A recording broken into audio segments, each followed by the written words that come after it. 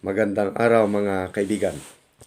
Pag-usapan natin ngayon ang pagbuhos ng suporta ng iba't ibang grupo ng tao kay Pastor Apollo Kibuloy at yung posibilidad na kung hindi titigilan ng gobyernong ito ang panggigipit kay Pastor, baka magbunga ito ng karahasan. Kaya panoorin natin itong balita ng SMNI at pakita ko yung isang grupo na grabe, sulit ang suporta nila kay Pastor Apollo Kibuloy kahit hindi sila member ng Kingdom of Jesus Christ. Sa tanaw na mo mura og bias kay daghan og followers si Pastor Apollo Kibuloy nga mga Muslims, and he recognize, he love us. Yes, sir. He love us Muslims. So as Muslim, we also love him. Wala pa man gyud mi anak gyud nagkahimamat. Hopefully this will reach to Pastor Apollo Kibuloy na we are here. We feel the oppression in your heart.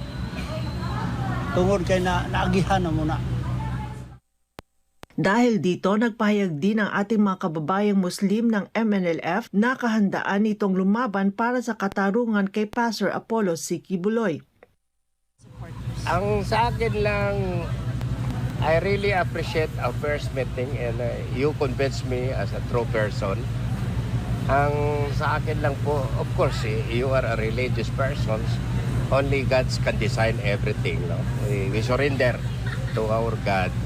But nevertheless, ang sabi nga ng ating mga matatanda, I can never help you if you do not help yourself. No? Parang ganon, no? So, God cannot help you if you will not. So, we will be doing everything as our chairman said already.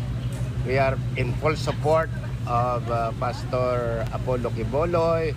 And of course, as we surrender to our God, we are praying for His redemption. I think that's the term. For His redemption and that He would be given justice. Para kay Mr. Kibuloy, gusto ko ipaabot sa kanya na i-maintain niya yung pakikisama niya sa mga tao. Kasi doon nang gagaling ang kagandahan ng tao. Pag inayos o maayo ang pakikitungo mo, talagang ang mga tao bibilib sa iyo.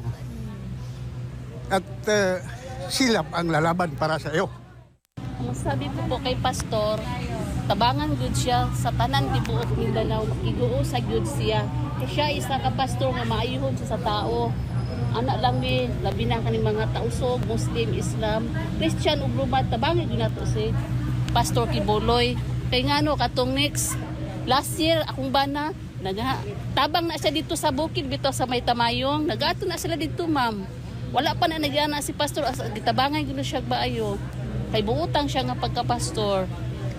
Ang mensahe ko kay para sa Pastor Kibuloy nga unta kaluyan sa aula nga masulbad ang iyang mga problema tungod sa mga laing lugar labi na dito sa Luzon. Makigbisog gud mi, labi na kami mga Islam. Lahi mi kami nga Islam. Basta ang among tumong gyud sa nga mutabang walay pagduha-duha, walay pagtraidor, basta tao maayo amo gyud nang tabangan. Dili mi mahadlok kami mga tausog, mga Islam, dili mi mahadlok sa among katungod, dili mi mahadlok mapatay. Basta among katungod pakigbisog gyud mi.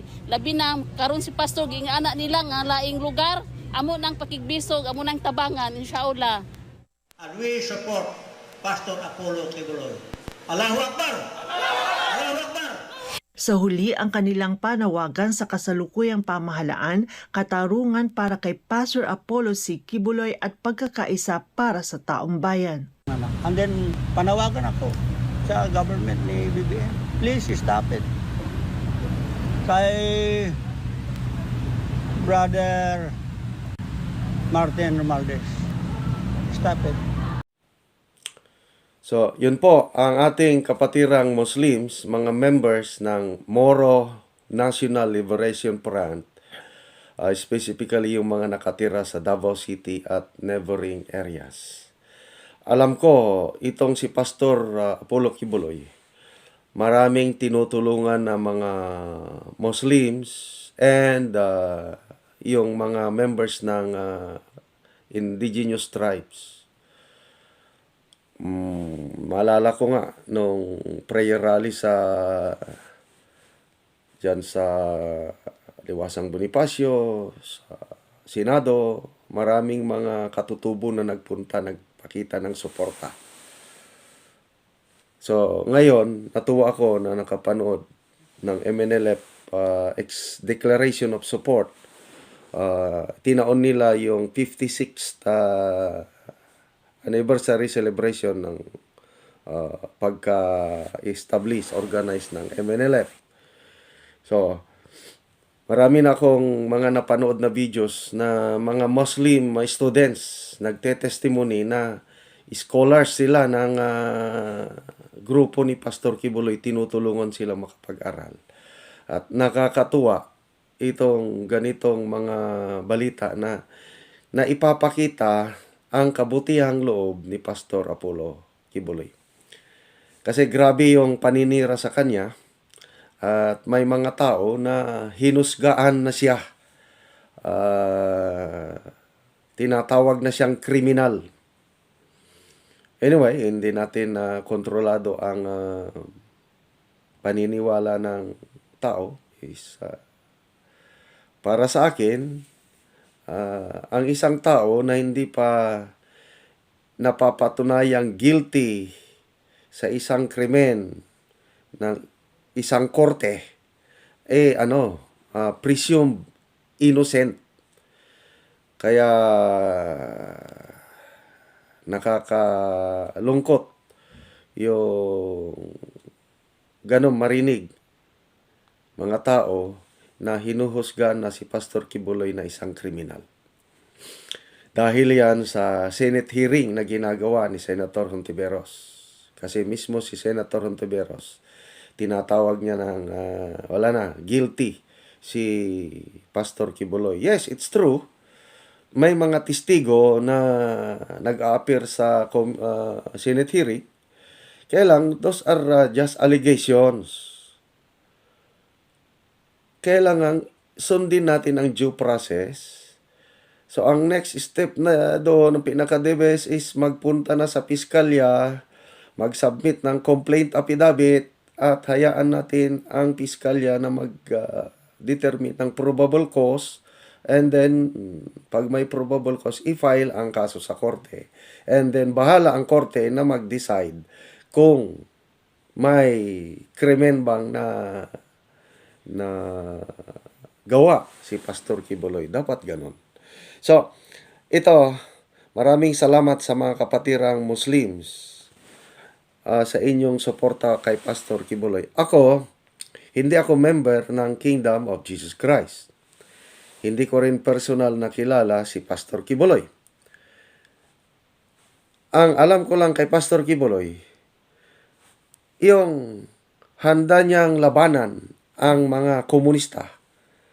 Itinaya niya ang kanyang buhay.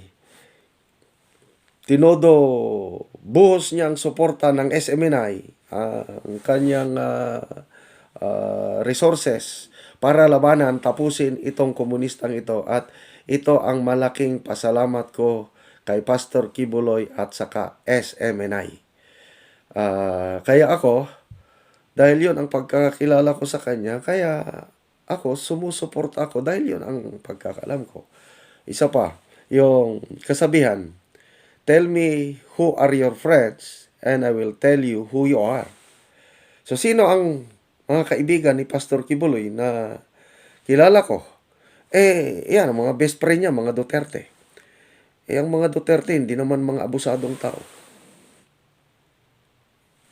Kung kaibigan ng mga Duterte, Pastor Kibuloy, my assumption is hindi siya abusado na tao as compared doon sa mga allegation ng mga child abuse or human trafficking at iba pa. Although I am not sure about it. Kaya nga, dapat hayaan na lang natin ang korte na mag-decide. Ngayon na na-file na ang kaso ng DOJ sa korte, hintayin natin na mag-decide ang korte at kung ano ang sasabihin ng korte, yun ang masunod. Okay? So, samantala, ito, habang nagpapakita ng suporta ang mga kapatirang Muslim, ang mga kapatirang katutubo, ang mga alam ko maraming mga Dabawenyos na loyal sa Duterte at Kibuloy. Alam ko maraming mga committed members ng Kingdom of Jesus Christ. Sana hindi mangyari itong pinapangambahan ko nga kung hindi hihinto itong perception na pinipersecute na ng gobyernong ito si Pastor Kibuloy. Baka mapuno ang salop nitong mga nagmamahal, mga taong nagmamahal kay Pastor Kibuloy at hindi nila makontrol ang sarili nila at may mangyaring kaguluhan. Narinig natin yung sabi ng leader ng MNLF sa Davao. Sabi niya, "We feel your oppression, Pastor." Daman-dama namin yung pang-aapi na nangyari sa iyo kasi nardama namin din yan pang-aapi. And we are one with you. We support you, sabi ng leader.